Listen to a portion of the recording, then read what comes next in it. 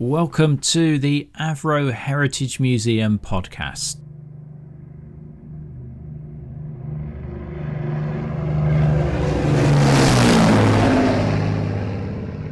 We feel very privileged in this episode to bring together for you a 99-year-old mid-upper gunner, Sergeant Jeff Brown, and a 100-year-old wireless operator and gunner, Sergeant John Monaghan, who's chatted with us in earlier recordings. Although the two have only met relatively recently, they share a lot in common, having both been crew members on Avro's emblematic heavy bomber, the Lancaster. They swap memories of Operation Manna, humanitarian food drops to support the starving Dutch population in the closing stages of the Second World War, and they both remember clearly Operation Exodus, transport at the back of a Lancaster for British prisoners of war to their home country. They share photos and logbooks, talk about how crews were selected, and they reminisce about the aircraft that they both knew so well. Those memories remain sharp. John Monaghan even recalls the brand of chocolate bar that he threw out of the back of the aircraft, along with other crew members, down to the Dutch children on the ground. And Jeff remembers a very unusual request to the skipper of the Lancaster made by a returning prisoner of war. Jeff Brown stayed in the RAF after the war and trained as a pilot in the new jet age. Not only did he fly Nimrods, but later in civilian life worked in the Avro design office. As you listen to these two men talking about their war service, they remain steadfastly low-key, with no claims to doing anything that they considered exceptional. Every time they took off, they risked their lives in the fight against evil and tyranny in order to preserve freedom and democracy for others. They saw it simply as a job that had to be done, which they duly got on with. Every generation since then and every generation in the future has to remain eternally grateful for their dedication, determination and service. Other voices you may hear in this episode are from Suzanne Pescott, an International Bomber Command volunteer, and Andy, who is John Monaghan's son.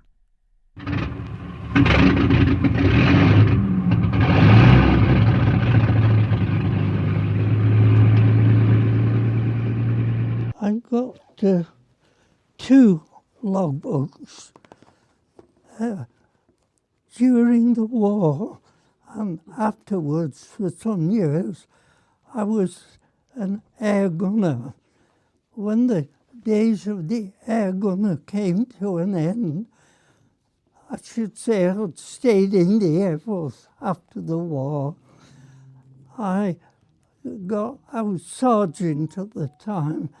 I had got to go through officers' training, and then I was chosen post-war to go and do my pilot training at this logbook in Canada. Wow. Under a NATO scheme. So I had the best part of a year in Canada, 50 miles south of Calgary. It was strange. We flew from London, England to Canada, and we were assembled at a RCAF station called London, Ontario. So we come London to London. When we were told where we were going to do our training, someone got an atlas and looked it up and found we were halfway there. We'd another 3,000 miles to do to get to Calgary. We got on a train, I think it was about midday on a Thursday, and it chugged along night and day, and we got off that train at tea time on Sunday, the longest train ride in my life. Stops here and there, sleepers at night and that kind of thing. That's what I trained on. Harvard, isn't it? Harvard. And that's what I flew afterwards, a Meteor twin-engine jet. It's an aircraft I worked on. I worked at Avro after I left the Air Force, and the Nimrod. That was taken on VE Day, just before we did the last Manna flight. Okay. There's a different one here, the air crew and the ground crew from the Lancaster. That's me in my gunner day and the piloting day. Dutch medal on. You went to Holland for this, didn't you? You used to do the trips, didn't you, to go over to the Dutch people, because you did a speech. You learnt it in Dutch, didn't you? Yes, that's right. These are photographs preparing for Manna. They worked through the night to put the loads together and then loaded them on the Lancaster. Could I ask you, did they drop by parachute? No, No. you'll see it in a moment. Right. They're being loaded in a kind of pallet. You see how they drop. This is some dropping. There's the map where they dropped that's where they them. dropped. Yeah. There's a picture taken on the ground. On the ground. People Yeah. waving, and you can see how low we were. That's an egg. The Nimrod I worked on much later, isn't it? after the war, Yeah. when I was at Avro. Yeah. If you could get the drawings of that fairing on the top of the fin, you'd find my name on them. Well, they could well be here. They could well be here. That was my wartime crew. You see, I had a New Zealand pilot. Were your crew from? Pardon? Where were your crew? Did you have New Zealanders on your crew, or Where they all were they? British? No, what nationality were your They were crew? Canadian, Oh, most of them. More Canadian. How were the crews put together? Who chose who worked in what team? In a very haphazard way. We were all taken into a room, assembly. There must have been about a dozen, enough men to make a dozen crews. And you wandered around and asked, are you a pilot? Can I be your gunner? I know there's a lad there.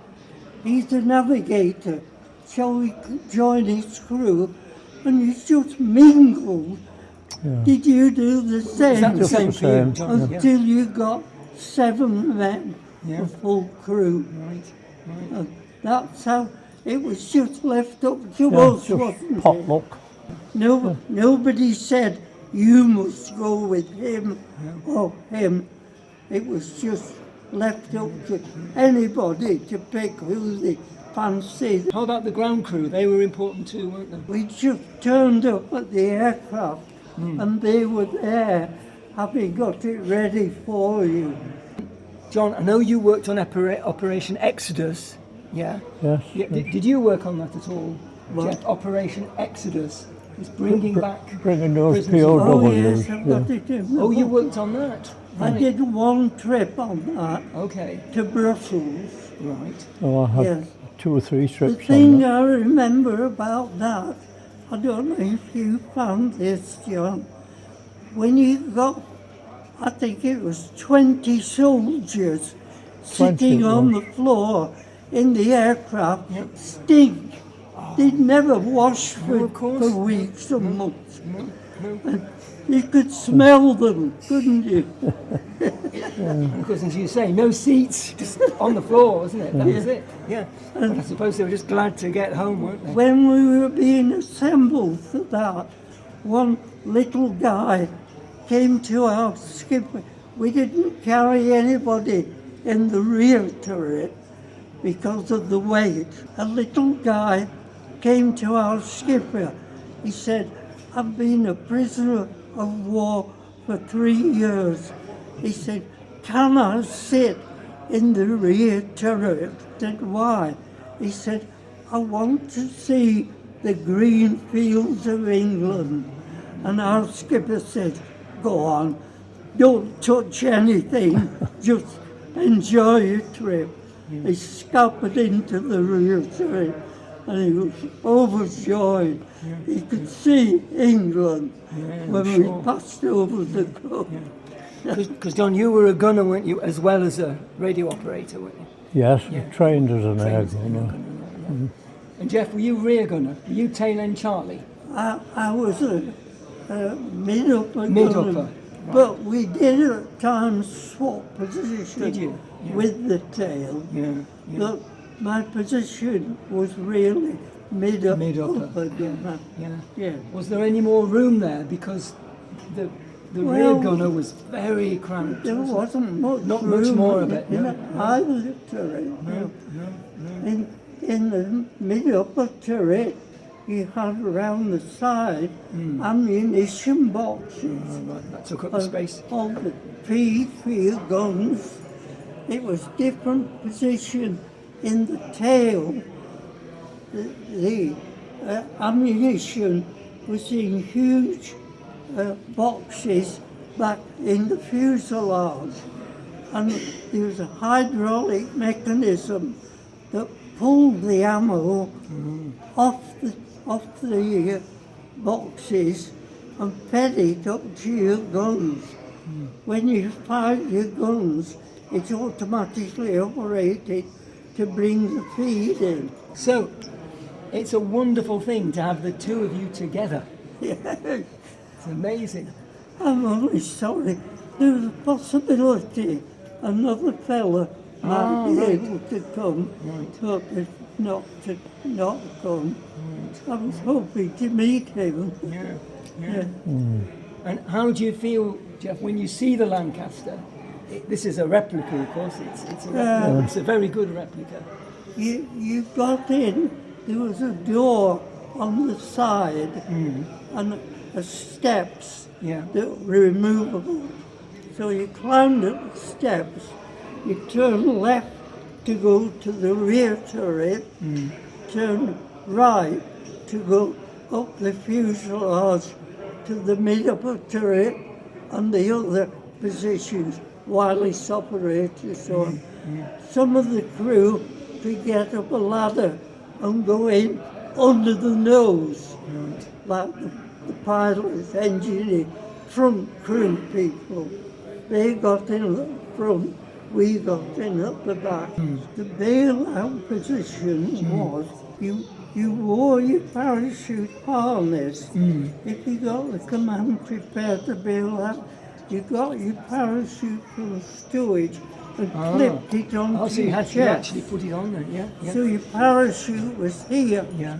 In the rear turret, you turn it fully to the side, pull on a cord, and the doors would open. All you had to do, put your feet up and push, and you're out back, fall out backwards. But the other position, you had to come down from your gun turret and go to the rear door and try to bail out. I wouldn't have fancied doing that actually, because not many feet in front of you was the tail plane. So if you're not careful, Had to make sure you were down. That's the rear door. Oh, right, let's have a look, yeah. Oh, I can see, yeah. That was the door. Yes, that's it. Yeah, an amazing aircraft. Is this your logbook now, John? Is this your logbook now, John? I only wish now that I had a bit more about me. And I could have made a better job of making the log Yeah. than I did. I mean, I was only a kid in those days. Just scribbled it away, but... still an amazing piece of history, isn't it? I could have made such a better job of it if I'd known now. Who does the signature then? Is that your... No, that's the officer. That's the officer, yeah. He signed that as being correct. What's amazing when we hear you talk, because I've heard your recordings, John, and hearing you today, Jeff, it was a job, wasn't it? And you were amazingly... Never thought I'd you were amazingly... what can I use? I don't want to say chilled, but you didn't dramatise it, did you? It was a job that had to be done, and you got on with it. And when you think the average age was 22, or they were all youngsters, or was it less than that? Yeah, I mean, but I think that was the average with a few older ones, but a lot were 18, 19, 20, weren't they? But I suppose you had a different view on life then, don't you, really? Yes. Mostly beer in those days. Yeah. Pilot's logbook. It's a different thing altogether from a gunner's logbook. Yeah. You made it out in a different manner. Yeah. Added up the totals. Yeah. Print on every page. Because we were talking about Exodus, and obviously Jeff remembered that. What do you remember about Operation Exodus? Yes, remember that, yeah. What did a typical trip look like? We flew over to Brussels and just tacked it around and picked up 20 POWs, army people in the main, and bundled them in, sat them down and brought them back to... Doesn't say where you landed at, does it? Does it say where we brought them back to? No. Brussels. We brought them over to the UK. But where did we bring those POWs back to? I can't remember the name. See if you can find it in Jeff's book. Pop yours there. I'm sure it mentions it in either his or mine somewhere. Oh, Claire's that ring a bell? It's amazing you're still doing map reading still doing training after all these. Oh, yes, Yeah. yes. Do you know why that was? Was it just to keep experience? Map reading. Oh, it could have been anywhere. I don't know. You were saying before, Jeff's already told them about your chocolate drops, but you remember more about it. You remember the make of chocolate, don't you? Yeah. Do you? Yeah, what was that? Yeah. Do you remember Terry's from York, yeah. Terry's Empire chocolate, I always remember that. And it was wrapped in very simple paper, like a parchment. Did you buy those yourself, John? How did that work? That wasn't official. Does the aircrew just say, we'll get some chocolate for the children? On every trip, bombing trip, they gave us a little they gave you parcel of some sort, chewing gum. And I forget what was it, but I remember the chocolate was part of this little parcel, like a picnic parcel. What intrigues me a bit, because they weren't dropped by parachute, you wonder why stuff inside didn't get broken. Oh no, we just flung them out of the door. You split it out, but you'd imagine if it hit the ground. I suppose there must have been just careful opened what the door they and chose to flung put them in. out. You were very low though, weren't you, as well? Yes, You were flying very low. Oh Lord, yeah, we're only flying at anything down to 200 feet, 200 feet. Jeff was saying earlier, you could see the people. The artillery. No, I'm thinking about the Germans. You could see the artillery and the anti-aircraft guns. That was all there still. The Germans were still there, weren't they? Yeah, that was still there. I remember it was just that. a sort of a truce, but you never quite knew what would happen. I've said this to so many people.